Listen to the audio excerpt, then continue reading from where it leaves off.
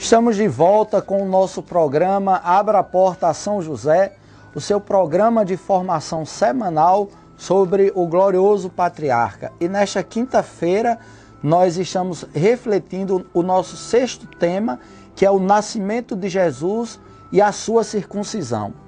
Logo após essa segunda parte do nosso programa Abra a Porta a São José, vou fazer a divulgação de toda a programação do primeiro tríduo de São José, realizado na Arquidiocese de Natal, na Catedral de Nossa Senhora da Apresentação. Então, não saia daí, liga para outra pessoa que você conhece, acorda um pouquinho essas pessoas, mas ninguém está dormindo ainda essa hora não, 10 horas da noite, ninguém está dormindo ainda não. Então, liga para eles, para que eles possam ficar sintonizados onde é que nós vamos estar nos dias 16, 17, 18 e 19 de março. Como você sabe, querido irmão peregrino de São José, no dia 11 de março, 11 de julho de 1855, 11 de julho de 1855, o Papa Pio XI indulgenciou o mês de São José. O mês de março, mês completamente dedicado a São José.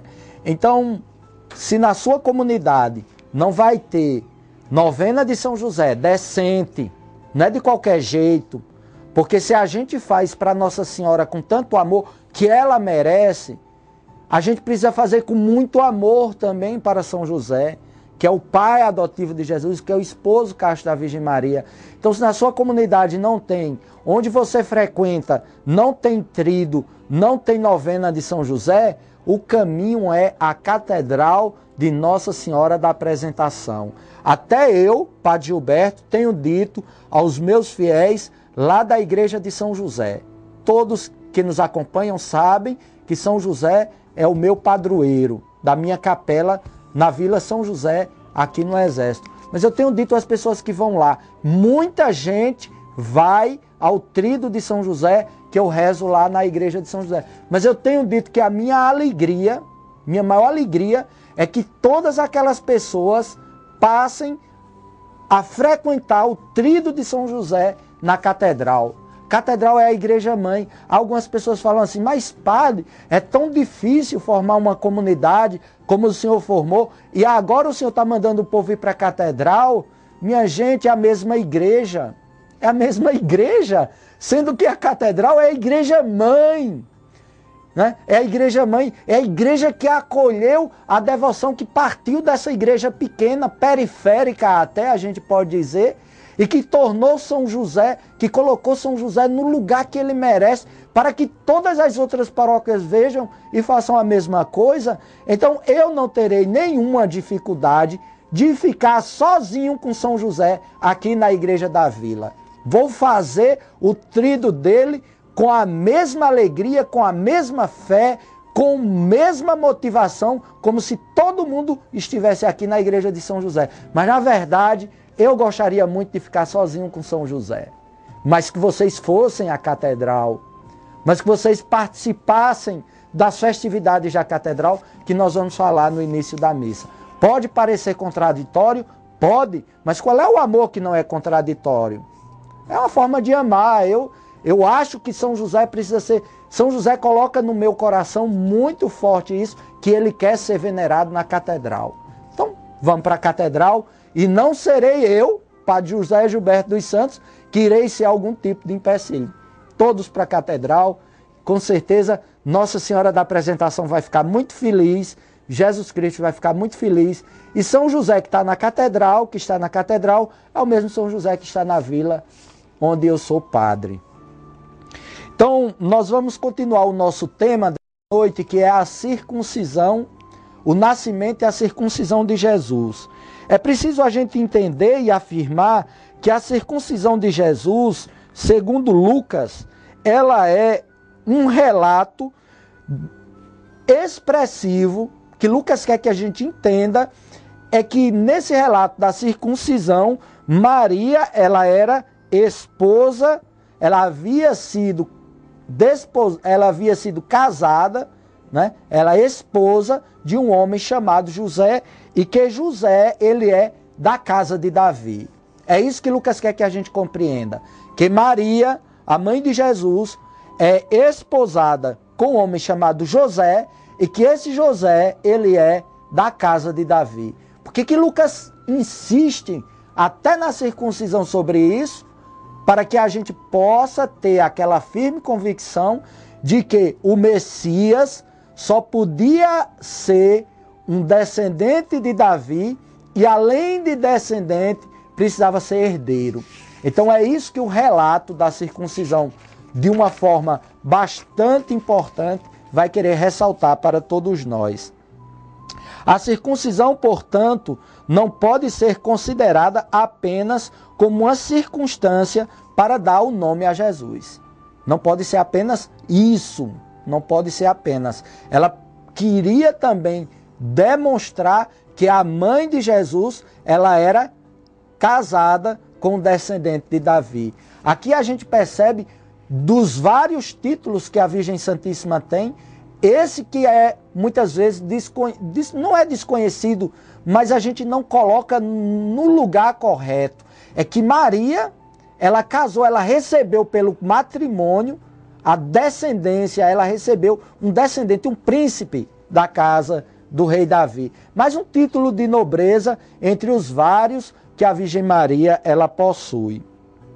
Ademais, Jesus não é um beneficiário das promessas, pois ele é a própria promessa. Se a gente fosse olhar, a circuncisão para ele poderia ser até dispensada, porque ele é o cumprimento da própria promessa.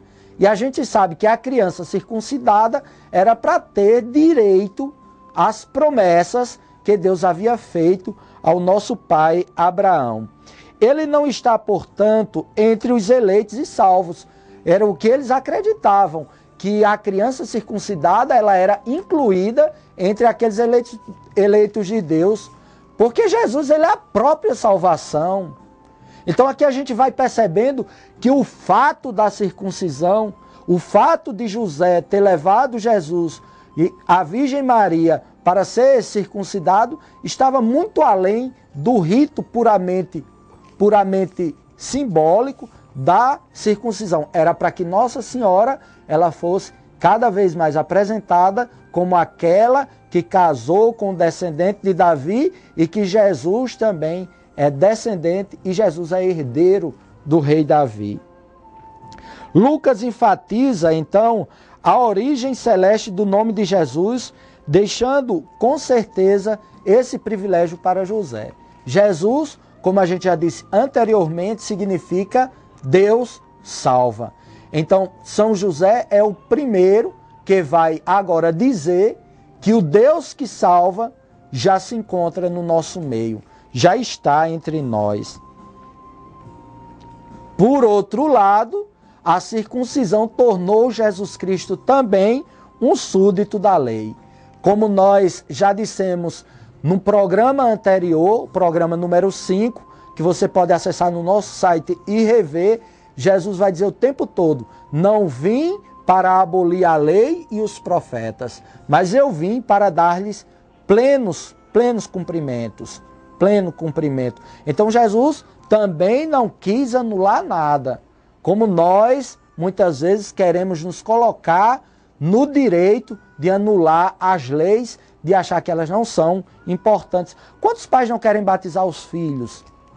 Tem pai que fala assim: eu não vou batizar o meu filho não, eu vou deixar o meu filho crescer para que ele possa escolher se ele quer ser batizado ou não. Eu falo assim: aí é?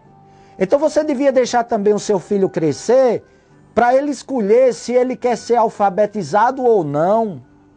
Então você devia também deixar o seu filho crescer para ele decidir se ele vai querer vestir roupa ou não. Você deveria deixar seu filho crescer para ele decidir se ele quer aprender a moral e os bons costumes da nossa sociedade ou não. Então a gente às vezes se sente no direito de anular uma lei que é tão importante. As coisas boas da vida a gente precisa oferecer para as crianças na hora que elas nascem. A circuncisão era oferecida aos 8 dias, isso aqui era lei. Tinha que levar a criança aos 8 dias de nascida. para que aproveitasse o máximo possível das bênçãos e das graças de Deus. Então, a eficácia do nome de Jesus tem aqui o seu início e todo o seu significado. Entre os primeiros deveres de um pai para com seu filho estava aquele de circuncidá-lo, o que não significa que o pai devia executar seu executor material, porque podia ser a mãe. Isso aqui está em Êxodo, capítulo 4, versículo 25. Então, quem era que podia circuncidar a criança? O pai era o primeiro que deveria ser, mas ele poderia decidir que a mãe fizesse a circuncisão.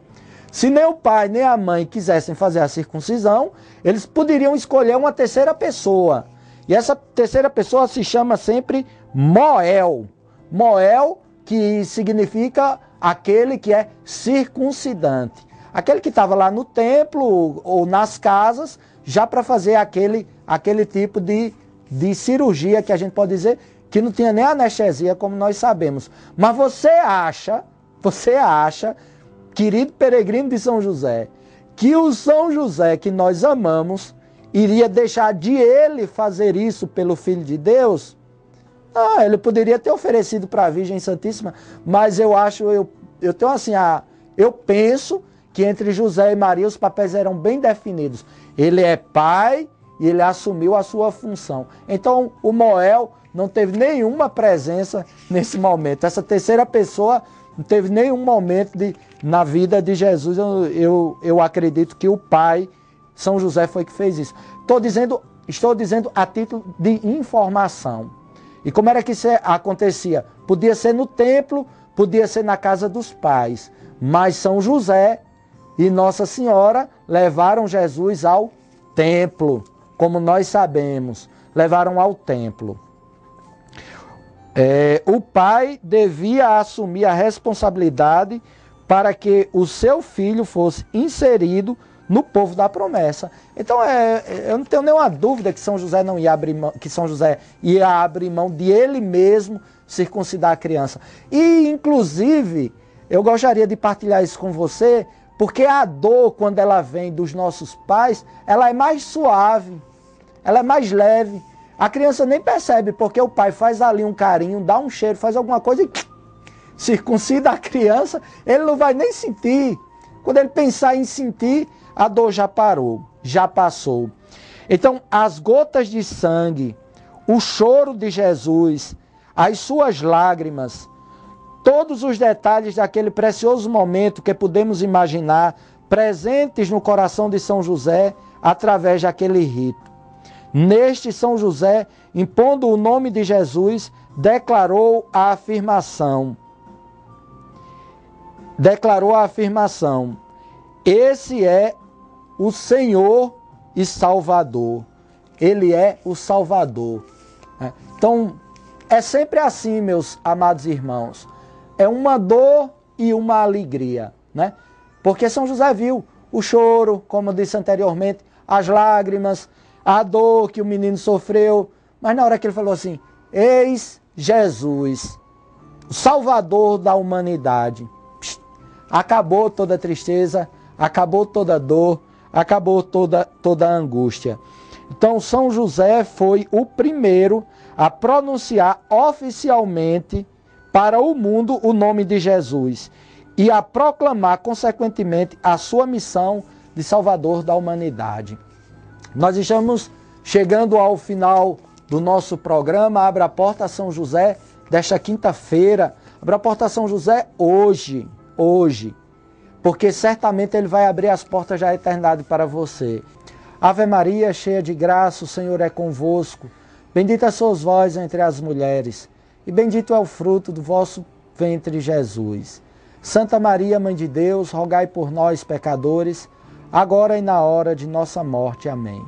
O Senhor esteja convosco, Ele está no meio de nós. Abençoe